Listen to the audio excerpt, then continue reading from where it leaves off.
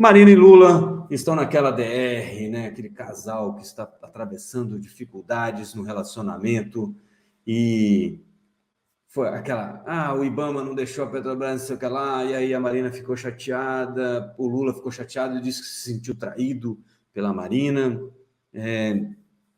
mas a Marina está dizendo que o país é que está atravessando um momento difícil. Estamos, minha querida Marina, nós estamos com aquela... Não posso falar isso. Nós estamos vivendo um momento difícil, diz a Marina. Está difícil para todo mundo. Este é o momento das árvores fortes se colocarem na frente para proteger o que é essencial, né? Tá uma árvore que andou aí e está se colocando na frente, né? Árvore nova também, tecnológica. A gente não gosta de ver o que está acontecendo no Congresso, não é bom para ninguém, não é bom para o Congresso, para o agronegócio e para o que atingimos nos últimos anos, né? Ela está falando daquela MP da reforma da esplanada, que o relatório, né, que saiu para a MP meio que cancela boa parte dessas mudanças. Eu particularmente acho, e aí é aquilo que eu falo para vocês, né? Eu não tenho mandato aqui nem para defender, nem para bater no governo. Mas nesse caso específico, eu acho que o legislativo está ultrapassando um pouquinho do que ele tem que fazer, né? O executivo tem que se organizar da forma como o executivo acha que vai ser melhor. Não sei se cabe muito ao legislativo ficar dando muito pitaco sobre essas coisas, tá? Afinal de contas, né, se você... vamos passar aqui para uma coisa mais corporativa, né? Se você assume uma empresa, né, como CEO, você vai organizar ela da forma que você acha que vai funcionar melhor para aquilo que você tem como planos, certo? No caso do legislativo, fica como uma espécie de conselho de administração para evitar, e eu acho que é isso mesmo, evitar coisas muito esdrúxulas, como, por exemplo, acabar com o marco do saneamento na canetada, né? Obviamente, uma coisa ruim. Ou, por exemplo, tentar acabar com a autonomia do Banco Central, né? Então, são essas coisas. A Marina também falou sobre essa crise aí com a Petrobras. Cadê? Tá aí, Joelton? Por causa do Ibama, né? A posição do governo é a do Ibama. Depois que teve aquela reunião com o Dilma, né? O Rui Costa, eles se acertaram e a Marina saiu vitoriosa, né? Só para tomar um couro lá no Congresso, porque o governo não está fazendo dele também para manter a Marina e a Guajajara lá com aquelas autarquias ou agências e manter poder de fato decisório para esses dois ministérios aí, dos povos indígenas e do Ministério do Meio Ambiente, né? A Marina, então, disse que a posição do governo em relação à exploração de petróleo na margem equatorial foi correta. Mantém-se a posição do Ibama. A Petrobras vai fazer o que ela acha que tem que fazer, disse ela lá na SECOM, né? Vocês veem que todo mundo do governo passa pela Globo News, né? Globo News é uma extensão, um anexo da Secretaria de Comunicação. Não estou dizendo para vocês não assistirem, assistam, né? Pode ouvir o pessoal do governo também, que é bom a gente ouvir de vez em quando, porque às vezes acerta, né? Obviamente, isso ainda está confuso. Por quê? Porque o Lula se sentiu traído pela Marina, né? E aí, Marina Morena, você se pintou e aí me deixou de calça na mão, né? Lula se sentiu traído porque ele esperava que a Marina avisasse ele antes. Isso aí, segundo uma reportagem da Folha de São Paulo, tá aqui, ó, segundo fontes do governo, mais para baixo aí, Joel, por favor.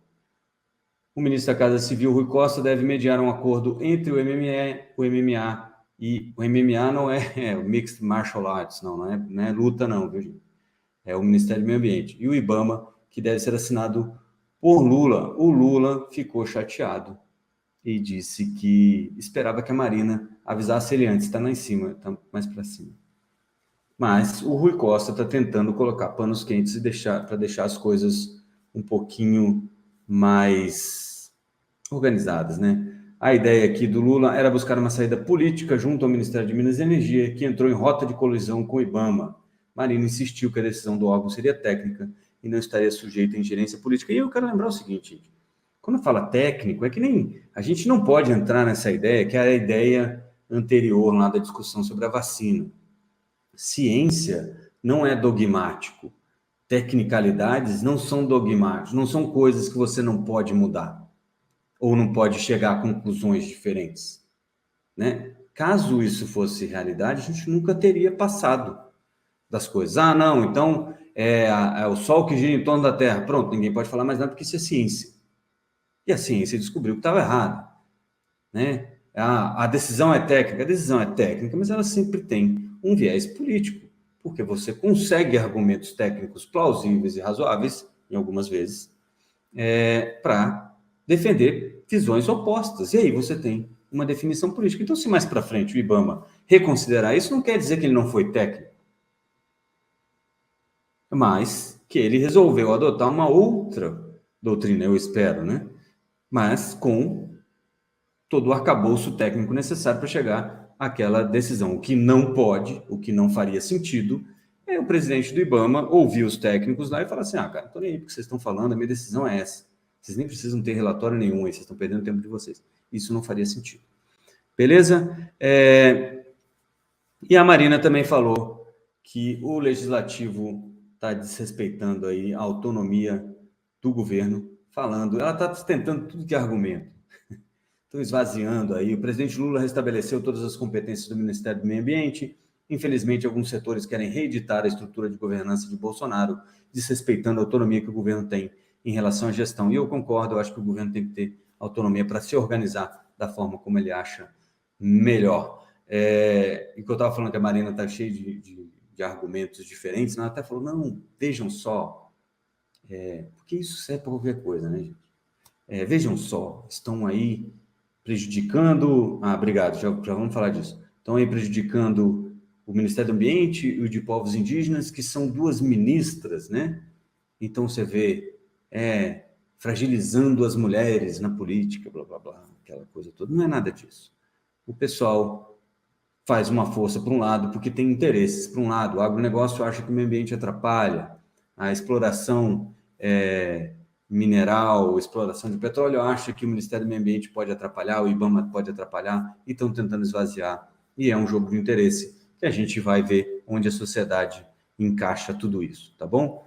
Vale a pena, não vale a pena explorar petróleo aí na foz do Amazonas? Muito bem, a Petrobras diz que tem obrigação de fazer isso, e é uma coisa que a gente já comentou aqui, e eu queria lembrar isso de novo, né? Ela recorreu, ontem o Jean Paul Prats, que ainda não aprendeu muito sobre empresas de mercado aberto, antes de soltar oficialmente pela Petrobras, ele soltou no Twitter dele, dizendo que representamos há pouco pedido de retomada do processo de licenciamento da perfuração do poço Morfo 1 APS 57 no setor Amapá, águas profundas da bacia sedimentar marítima denominada Foz do Amazonas. Este processo foi conduzido com a máxima diligência pelas equipes de sustentabilidade e meio ambiente da Petrobras. O que o João Paul Prats falou aí também, e já estava naquele comunicado que a gente comentou aqui sobre a Petrobras, é que a Petrobras tem um acordo, né? Quando ela comprou o campo, ela tem um acordo de perfurar ali 8 poços. E isso seria uma obrigação contratual da Petrobras, segundo a Petrobras, uma obrigação com a ANP, a Agência Nacional do Petróleo. E o meio ambiente está embarreirando isso de alguma forma. Como que isso vai se resolver? Aí fica um pouco mais difícil da gente saber. E é por isso, e assim, já tem muita coisa lá, tem um aeroporto que a Petrobras criou, né, um mini aeroporto, um campo de pouso e decolagem, e outras coisas. E é claro que tudo isso tem impacto ambiental, né? Você não chega no meio da Amazônia, tira um monte de árvore da frente, coloca um monte de asfalto e as coisas ficam como estavam, né? Então, obviamente, todo mundo sabe que isso tem impacto ambiental. O problema agora é como é que as coisas podem conversar para tentarem se entender, né? Mas, além disso, você tem a possibilidade de ali ser um grande campo de petróleo e também tem a possibilidade de ali não ter nada, né? Parece que já houve algumas perfurações em locais próximos, não tinha muito petróleo por ali, algumas empresas, inclusive, desistiram do local, mas a Petrobras, como é que a gente fala, é especialista nesse tipo de extração aí de petróleo profundo, né, um pré-sal aí. Então, se alguém for achar, vai ser a Petrobras mesmo. Mas tem todo esse risco ambiental que tem que ser equilibrado aí de alguma forma. Como é que a gente consegue avançar, né, na exploração ou não do petróleo? E se for avançar, como a gente consegue fazer isso defendendo aí o que der para defender de meio ambiente, né, fauna e flora. O fato é que não dá para ser inflexível, como a Marina parece ser muitas vezes, e nem como o Lula parece ser muitas vezes. O pessoal está tentando entregar isso para o Ministério de Agricultura, né, a Agência Nacional de Águas, eu acho que vai para o Ministério de Agricultura, ou eu não sei para onde vai exatamente, mas assim, tentando tirar, por exemplo, a agência do guarda-chuva ali do Ministério do Meio Ambiente, com medo que a Marina seja muito inflexível, né? Lembrando, de novo, é aquilo que eu falo para vocês. Por exemplo, na discussão sobre os juros, você vai ter gente que defende tecnicamente o corte do juro hoje, e você vai ter gente que defende tecnicamente a manutenção do juro onde está hoje, e tem gente que defende tecnicamente o aumento dos juros hoje. Então, tecnicamente, sem perder tecnicamente, né, você consegue achar um, um arranjo que justifique aquilo que você quer fazer. Né?